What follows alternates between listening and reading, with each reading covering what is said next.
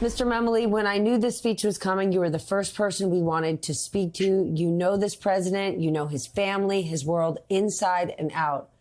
What is your reaction to his speech tonight? How did you feel when he was giving it?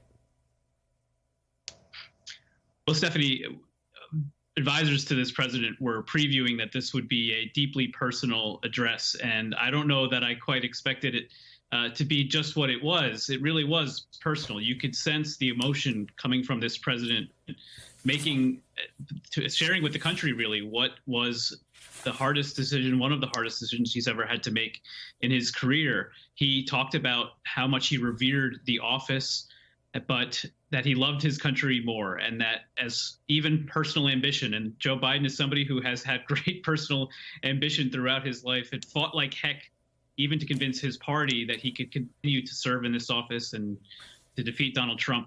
But he said even that is not worth putting above country.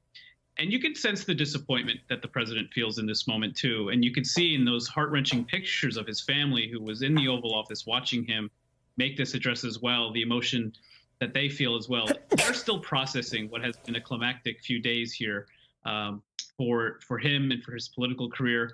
But as he said in 2015, when he decided not to run in that election, he's not giving up. He's still going to be engaged in the public discourse. And I think what was so significant about how he framed this speech, we know that the economy is the number one issue voters are putting at the top of the agenda, immigration, another top issue.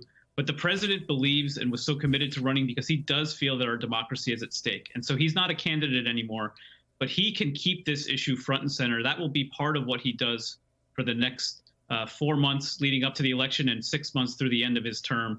And that might be a good thing that could help the Democratic ticket, who can focus on those bread and butter issues as he makes that larger case. Susan, President Biden passing the torch, it is historic. It is obviously a pivotal moment. What was your reaction?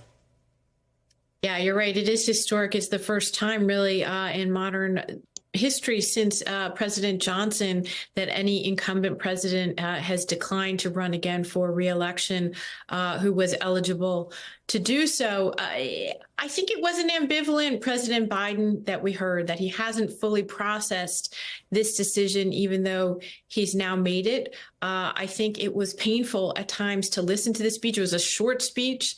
It had some of the classic Biden lines about democracy, if we can keep it. We had Ben Franklin, we had Abraham Lincoln, all the greats that he loves to name check, because I think he's so rooted in almost a worship for this office that he spent his entire adult life seeking, only to now find himself in the position of being forced to relinquish it.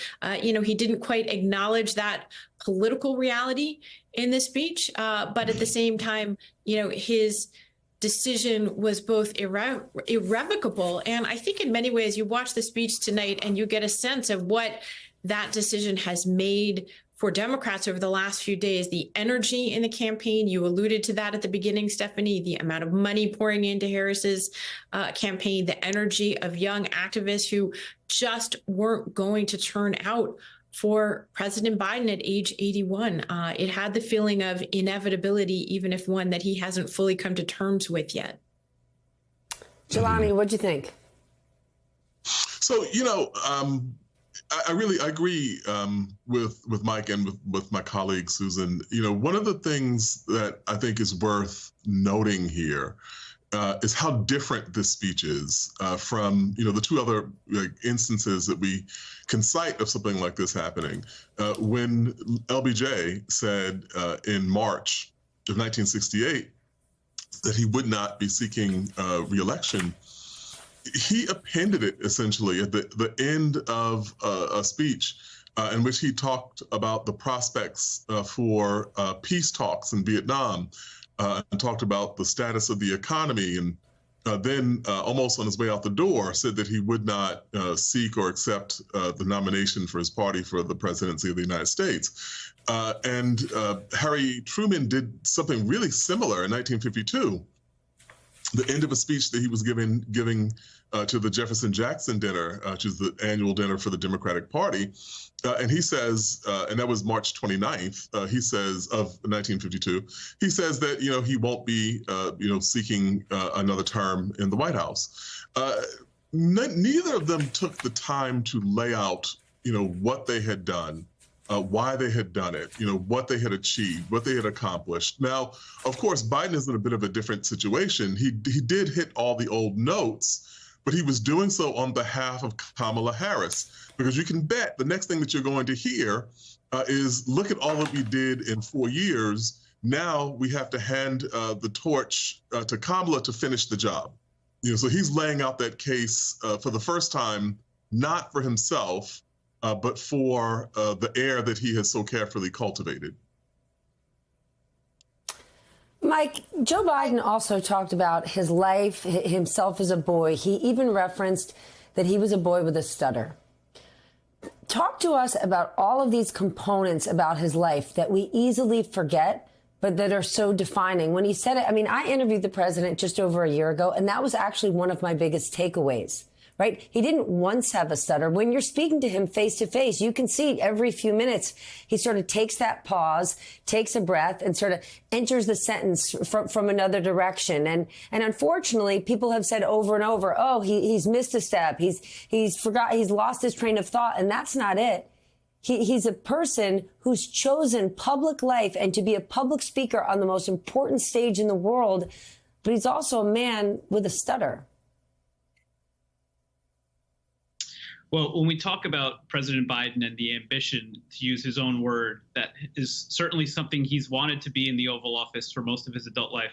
But he's also someone who has experienced so much personal tragedy, who had so many setbacks throughout his career. But all of those setbacks, in a way, prepared him for this moment to become president.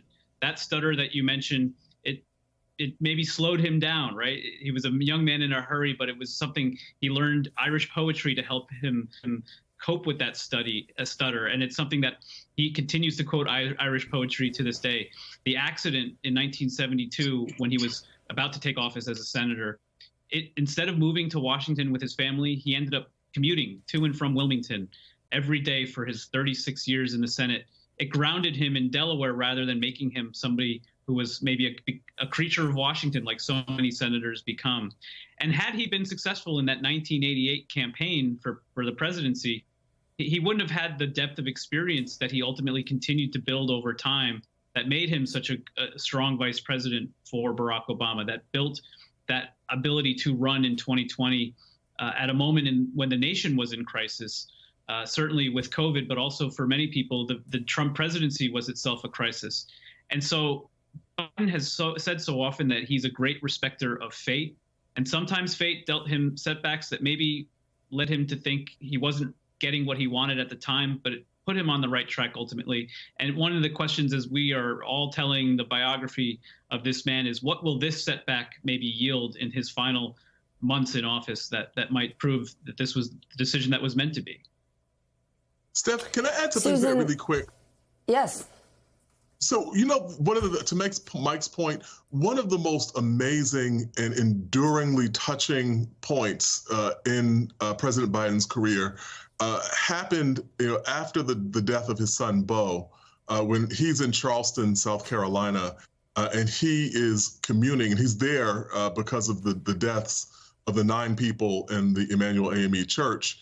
And he's there communing with these people who have experienced profound grief.